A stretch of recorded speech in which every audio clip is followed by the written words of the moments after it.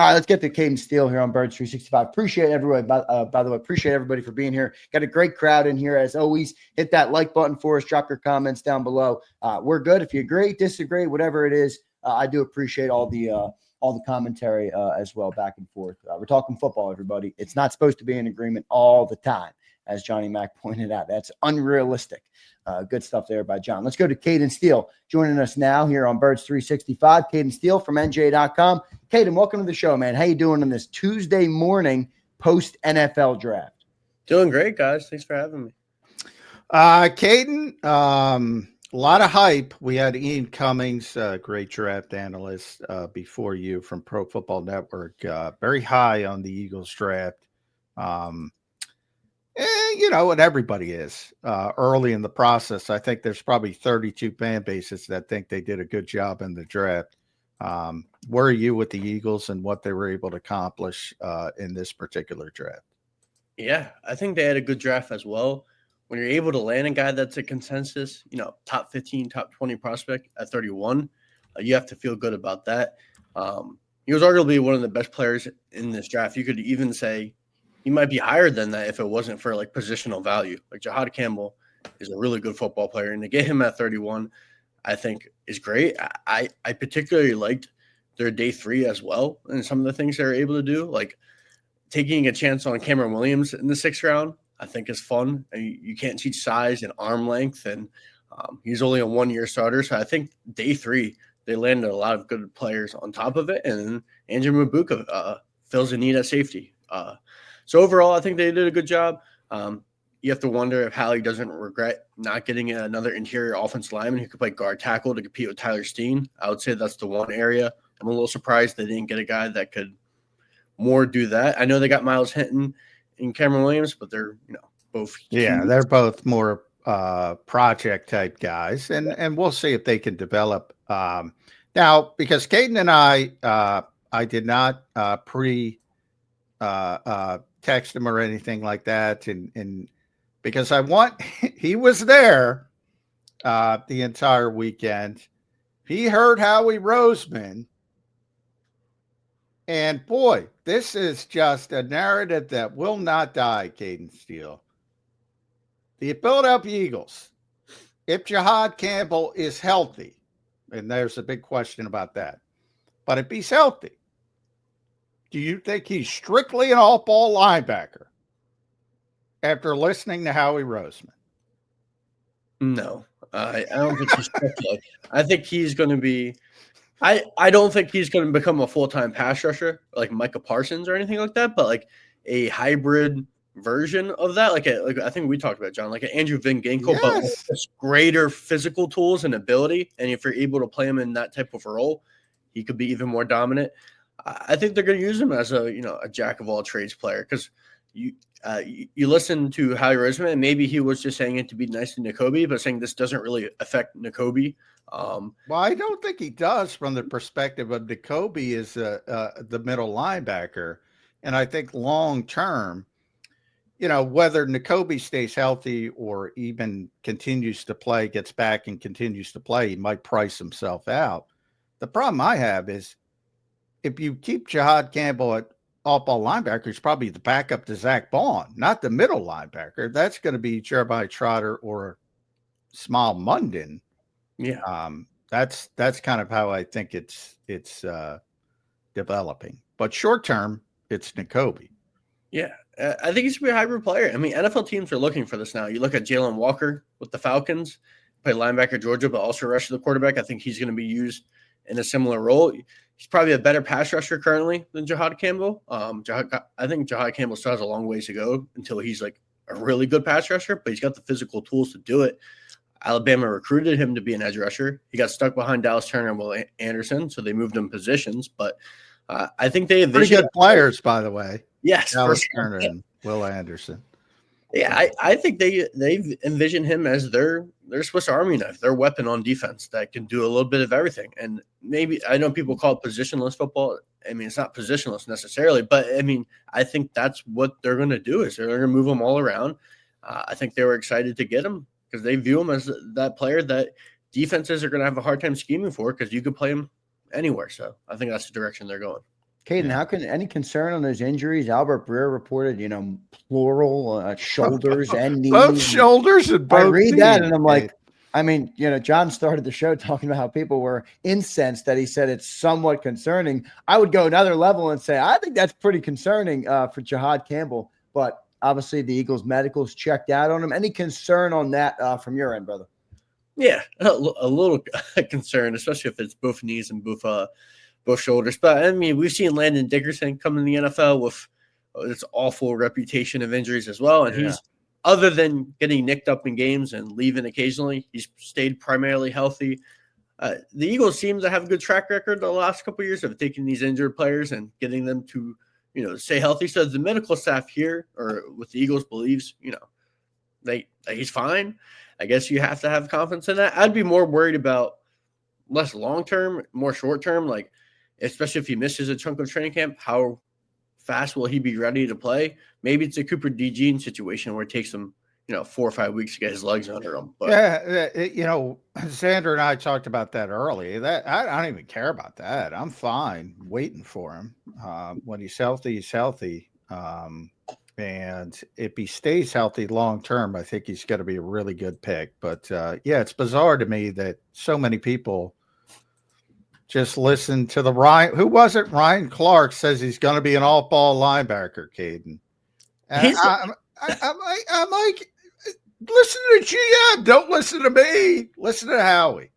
And by the way, who was in Howie's ear? Vic Fangio. Yeah. I will say his off-ball linebacker tape is ridiculous. I mean, if they just wanted to play him, I get why people projected him that way, but like I said, it's not about my personal projection, your personal projection, Ryan Clark's personal projection. It's about Howie Roseman's projection and Vic Fangio's projection. They're the ones in charge. Maybe they should use him as an off-ball linebacker. But if we're being honest, that's not the plan. That's all I'm trying to say. Yeah. It's crazy to me. My bigger concern would be if they try to make him a full-time edge, because I think that is a significant projection. And if that's their plan, that would be my worry, because then you're taking away from a big part of his strengths, which is his range as a linebacker. And I think I would not want to do that. I mean, if I were, them. No, and I get that, and I have no problem with people who think that. Like who, say, hey, I think he should be an all-ball linebacker. No problem. But they're going to try to make him something else. And maybe if it doesn't work, maybe they scale back to that. But the plan is for him to be this hybrid edge rusher, stack linebacker, flat defender like Andrew Van Ginkel, even joker stand-up rusher on obvious passing situations. But if you watch Andrew Van Ginkel in Miami, the vast majority of that time, even with all those different roles, the vast majority of his time was rushing the passer. The vast majority of time. And I think that's going to be the case with Jihaad Campbell. Is it right? Who knows? But that's the projection. And people are having a really difficult time accepting that. It's bizarre to me. Yeah. I think it's tough when it's not the thing that he did really well at Alabama. Like, there are flashes, but it wasn't consistent. Obviously, the Eagles believe in Jeremiah Wasserman's ability to develop pass rushers. You look at Nolan Smith. You look at what Jalix Hunt did in the Super Bowl. You have a guy with a really good athletic profile who has a lot of speed. But I do think there is a big leap there. I mean, if you're going to... Oh, definitely. There's definitely a big leap. And it doesn't always work when teams try to take these, quote unquote positionless players. And like, you look at, it's a different role, but like the Isaiah Simmons of the world and stuff like that. It's harder when you try to get a guy to do something that, it's outside of his comfort zone. I mean, I know he was stuck behind good pass rushers, but he found his role in his comfort zone at linebacker, and he was really good at it. So I guess the question is, why change it. But, they have confidence in their staff in developing players, and he's got good physical tools and a good athletic profile, and they think they can make a special player, in that type of role. So Andrew Makuba, safety from Texas, 64th overall. Could have had Kevin Winston Jr., could have had Xavier Watts. Eagles went with the space eater, the guy who's comfortable in space, very undersized. How hyped are you about Andrew Makuba versus Sidney Brown on the back end of the Eagles defense? Yeah, I mean, I think he's going to win that starting job. I think some people are still saying that, Sidney is going to, really, have a shot at winning it. I don't think they draft Andrew Makuba if they have a ton of confidence in Sidney Brown. We didn't see them draft an outside corner, during the draft. We didn't see them, maybe they wish they could have drafted a guard, but they didn't. I think they don't have a ton of confidence in Sidney Brown. I think they like Sidney Brown. I mean, how can you not? I mean, his personality, his energy, like, he's going to be a great special teams player. And I think they would feel great if he developed into a really good third safety. But I think you talked about it. I mean, Vic Fangio has say, whispering in Howie's ear. I think Andrew Makuba has natural cover skills, ball production last year at Texas, 5 interceptions. I know he's a little undersized, but if this is a Vic guy, and he's going to play, and I'm not sure if Sidney Brown's a Vic Fangio guy. I mean, I know he was coming off the injury last year. He didn't come back to week 7, so I give him, I understand why it took him some time to catch up, but he didn't pass Tristan McCullum on the depth chart last year. Yeah, but he wasn't healthy. Yeah, I agree with he had a very difficult rehab. The things didn't go the right way. Like, I don't, because I've heard, I only say that because I've heard a lot of people bring that up, Cayden. Last year, if he was healthy, he would have been ahead of Tristan McCullum, but he just wasn't healthy. So I kind of put that off to the side. Now, I'm with you. He's not necessarily a big guy. Vic wasn't here when they drafted him. And obviously, Makuba is a big guy. So from that standpoint, I think you're on to something. But ultimately, I think he'll take the first rep in training camp. We'll see. And it'll be his job to lose, Sidney Brown. But he very well might lose it. Yeah. I think he will. I think it'll be similar to, remember last year, Keeley was taking those first reps at training camp, and he lost it. I think the biggest difference to me, and like in terms of what they're looking for, is I think Sidney, if we remember him coming out, the scouting report was, and I think we've seen it in the limited action he's played in the NFL, he's really good at getting downhill and playing with a lot of fire and going downhill, making tackles, and like just linear really fast. Whereas like Makuba, I think just has a lot more range on the back end. I think they talked about Sidney as like, he's a guy that, can play in the box, but he also has range, but it's not something he really did. Where Makuba is just a natural free safety with natural cover ability, where I think Sidney's just, I don't know if that's Sidney's strength. And in a safety battle, I wonder if that's what, cost Sidney, Brown the job. Yeah. It's definitely possible because again, and Howie said that's one thing I took note of. Howie said there is no longer, and I'm paraphrasing, no longer box safeties in the NFL. You got to be able to cover. And that trends towards Andrew Makuba as well. But I think it's going to be an interesting comp to keep an eye on because of guys like Winston and Watts being there, and they went with the faster guy, and we'll see if it works out. Day 3, Cayden, a lot of interesting prospects. Who's your favorite of the day 3 picks? I'm gonna go. It's tough. I like a lot of the guys they actually got. I think they took some worthwhile shots on day 3. I'm gonna go Smile Munden Jr. I love Smile. I can envision a role. Like I know he's super light for a linebacker, but you talked about how the big theme was they want guys that can run, that can cover, and he can do that at linebacker. Does he ever develop into a full-time starter at his weight if he doesn't get much bigger? And which he might. So I'm not saying he can never do it, but like early on, I could see him carving out a role in defense as a coverage linebacker on passing downs. He's a really smooth athlete. I mean, he can cover tight ends, running backs. I've even seen him cover slot wide receivers. There's a role for that. I mean, he's a great athlete. He was a productive starter for Georgia. He's super fast. That's a guy that, other than, I'll say Ty Robinson, because I do think he'll cover that role pretty early. At least more Ajoma type snaps or a little less. Yeah. But Smile Munn is the other guy I could see developing a role in defense. And not only that, because of his speed and athleticism, I think he's going to be a fantastic special teams player for them early on. And we talk about speed and they need guys to run. You can't have guys that struggle with movement. I mean, look, I know a lot of people love Jeremiah Trotter Jr. I think there's a reason that I added Smile Money. He's a better athlete at the linebacker position. Yeah, he is. And it probably knocks Trotter Jr., one spot farther down the draft. So week 1, Nakobe Dean's not healthy. Jihad Campbell's not healthy. Who starts at middle linebacker for the Philadelphia Eagles?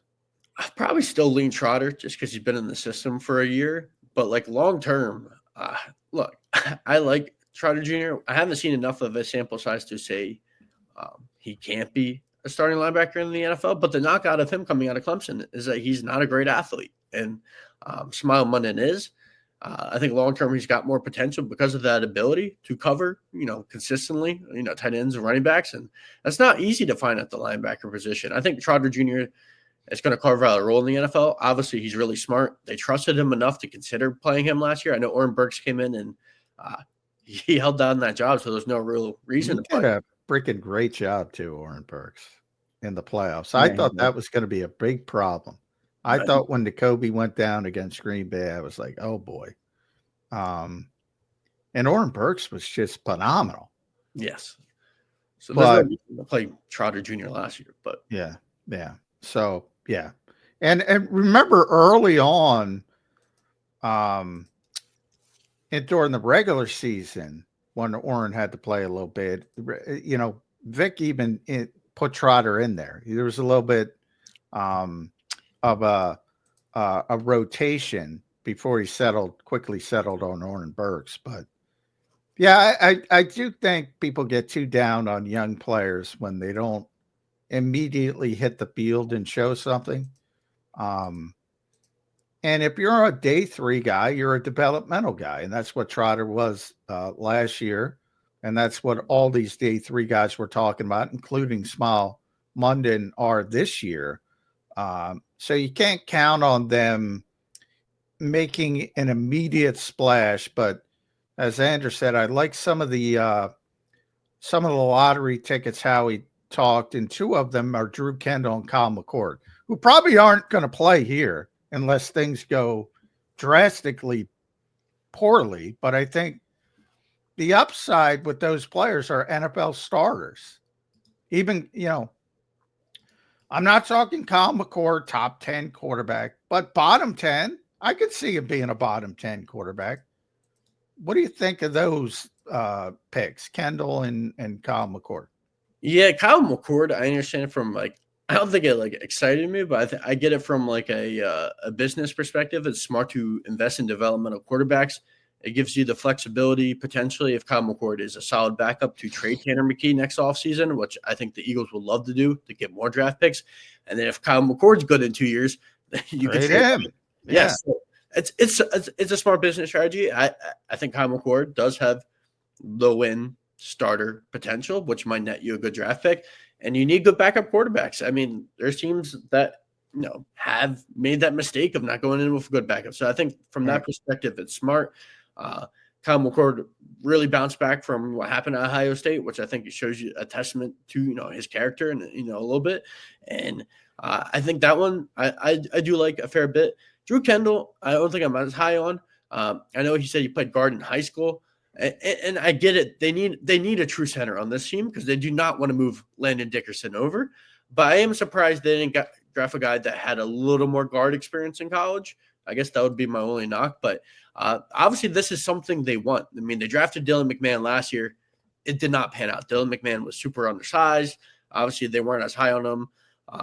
They got him back on the practice squad, and then he was gone, 4 or 5 days later because the Rams signed him off the practice squad. But Obviously, this is a position they want, and it's a position they have to have, because I think if they had to move Landon Dickerson over to center, I mean, who's playing left guard then? Then you might already have a problem with my right guard. Then you're going to have a problem with my left guard. So I get why they did it. And he comes from good bloodlines. I didn't watch Pete Kendall play, but I mean, I looked him up. 13 years. Good player. Very good player. Yeah. 13 years, not easy. So couple good bloodlines on that offensive line now, with Miles Hinton as well. His dad, Chris Hinton, 7-time All-Pro. Yes. And Howie said that's an important part of their evaluation. At least that's more All-Pros than Lane Johnson, by the way, but who's counting? Oh, Chris Hinton's one of the best offensive linemen I've ever seen. Right there. He's coming on the show later on today. We'll have him on JAKIB Sports later on today. Caleb, Cayden, I want to ask you about Ty Robinson. All right. What do you think it means for the defensive line? Do you think he's a contributor in year one after the loss of Milton Williams? And I'm going three-pronged here. Does it mean anything on Jordan Davis, who's got that extent year, that fifth-year option coming up? I'll start with Jordan Davis. Probably not. I mean, because Ty Robinson plays such a different role. I don't think he has 6'5", and he's kind of light. Like, I don't think he's going to be like a nose. I don't think that really has a long-term impact. It's not going to work if he's playing nose tag. Yeah, not at all. I have no idea what they're going to do with Jordan Davis, but I don't think Ty Robinson has an impact on that. In terms of his role, I mean, like, I think he's going to play snaps. I think that the interesting thing about Ty Robinson is the athleticism. I mean, I think he was fifth. The overall athleticism score at the combine was fifth, but he had the fastest 40. It was like a 4.88. I mean, the broad and the vertical jump were crazy numbers as well. So the athleticism, and then the production, his final season in Nebraska was 7 sacks. I think the thing I found interesting that Nebraska did with him is, due to his athleticism, they also lined him up on the edge as well, as as a 5 technique. And then they moved him back inside, as a 3 technique. And then they also played him a little bit at nose. So the versatility stood out to me. I wonder if they – and he can play fullback. He can play fullback as well. I wonder if Milton Williams was a very versatile player as well. I wonder if that's, something obviously they value. And I wonder if they view him as a piece that they can move out to the edge and play at the 3 tech and at the 5 tech at times. So I think that versatility will help. So I think he's gonna have a significant role. I think he slides in as your 4th defensive tackle behind Mora Joma, who probably sees a snap count increase, probably takes on the Milton Williams role next year. And I think he's a good player. I guess the only worry I would have is, like, he's an older player. They usually draft from this profile, older, kind of a 1-year breakout. He had moments earlier in his career, but he never really put it together until the last year. He talked about how he was finally done medical school, which helped him finally able to focus on football, which is not an answer you always hear. But overall, I like the pick. I mean, he tested out of the roof, so why not? All right, Dallas Goedert. Is Malik Carr going to be the replacement? I'm joking. What are the Eagles? Where are we going with? I mean, at some point, these two sides have to get together and say, all right, let's run it back for one more year. I'm starting for many weeks. I said it's more likely Dallas Goedert won't be back. Now I'm starting to think, he might be back. Where are you on Dallas and one last run with the Philadelphia Eagles? Yeah, like, what other options do they have? Are you really going to sell, the fan base on Harrison Bryant and Kylan Granson and Grant Calcaterra? And Malik Carr. Yeah. Rookie tryout tight end, but go ahead. Maybe you could, unless Michael Mayer or Kyle Pitts are coming available via trade, and you could swing that and then trade Goedert as well. Like, maybe I don't have any information on that, but it's just hypothetical. Like, unless they can get an upgrade at that position over what they currently have, which I think will be difficult to do, you figure they have to come to an agreement. And where's Dallas Goedert going? Like, there's not a lot of teams that need tight ends right now. Like, Indy would have been the obvious place, and they just drafted Tyler Warren. I mean, I wonder if he looks at what Josh Sweat did last year. Obviously, Josh Sweat, if we're going to be honest, probably didn't want to be back. I mean, He wanted a new deal. And he went out and look what he did in the Super Bowl. He broke out. He got a huge contract from the Cardinals. And you look at the tight ends who are going to be hitting free agency next year. I mean, I know he's a little bit older, and ideally he would like to hit free agency when he's younger. But he'll probably still get paid next year, a decent contract. I wonder if he just plays out this year and just going after 2025.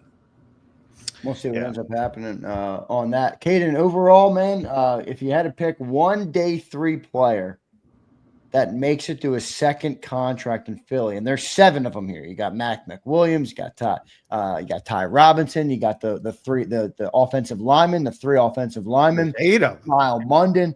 Who do you got? I like APR too. Antoine Powell-Ryland, 25.5 sacks in 2 years. Who you got, Cayden? This is tough. This is tough. This is a huge projection. I could be totally wrong on this. I'm going to eliminate most of the D linemen because you're going to have to pay Jalen Carter. You're probably going to pay Nolan Smith. You're not going to be able to pay every single defensive lineman up front. So, like guys like Ty Robinson and Antoine Powell-Ryland, if they make it, I feel like play there 4 years as good rotational defensive lineman, probably max out elsewhere. I'm going to go bold prediction. This is a lot of foresight, but I think Cameron Williams is an extremely young player. Probably got terrible advice for coming out. Like should have never came out in the NFL draft in the first place. Was only a 1-year starter. But if I'm going to believe in Jeff Stoutland, we've seen him turn in Jordan Mailata from a rugby player to an all-pro left tackle. Cameron Williams has more football experience than Jordan Mailata did. He's huge. He's got 34.5-inch arms. He's a 1-year starter. I know there was bad moments. Like everyone remembers Jack Sawyer beating him for the sack in the college football national or semi game.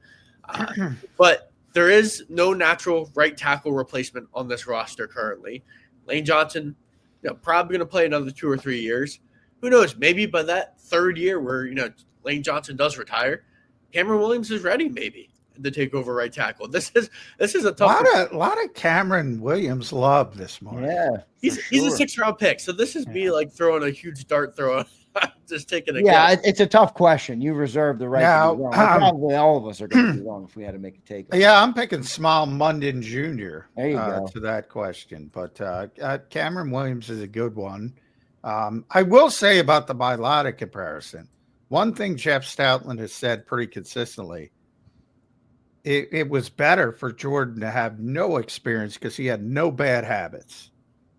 Guys who play even 1 year like Cameron, they have bad habits, and it's tougher from Stoutland's perspective, tougher to break those bad habits. But I think he's got a huge upside. I'm with you.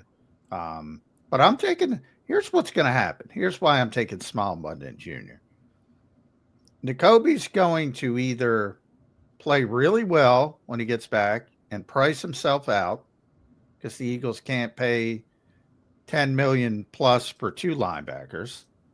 Or he's going to get hurt again, and they're going to move on from that perspective. And they're going to need a new middle linebacker, and they're going to go from Georgia to Georgia, and it's going to be Smile Munden Jr. Because, as we revert back to the original question, Jihad Campbell is playing a different position. Yeah. not a bad choice. I mean, you can't tell yourself right now what Nakobe Dean's going to be when he comes back from injury. I mean, not only does he have the patellar tendon, 2 foot injuries the year before, injury concerns coming out of college. Like, I think it's a fair guess. And you're right. I mean, I think I'm more worried about what Nakobe Dean's going to be going forward. I don't know. I don't think they know. The streak of paying linebackers might continue, according to J Mac. Let's see what happens. Cayden, thanks for joining in, man. We appreciate you joining the show today. Read them at nj.com. Cayden, drop your sorry, I don't have your Twitter. It's Cayden_Steele. At 19, yep. Cayden_Steele 19. So make sure you guys follow him over there. Great follow. Does great work on nj.com as well. Cayden, we appreciate you joining in today, man. We'll talk to you again soon. Thank you. Right, thanks, bud. Great stuff there from Cayden. Still 2 great guests today. Johnny Mac, thought we had some great insight on the show today, especially into the draft class, which was great. Ian was great, obviously, Cayden as well. So good insight from our 2 guests today on the Eagles draft class.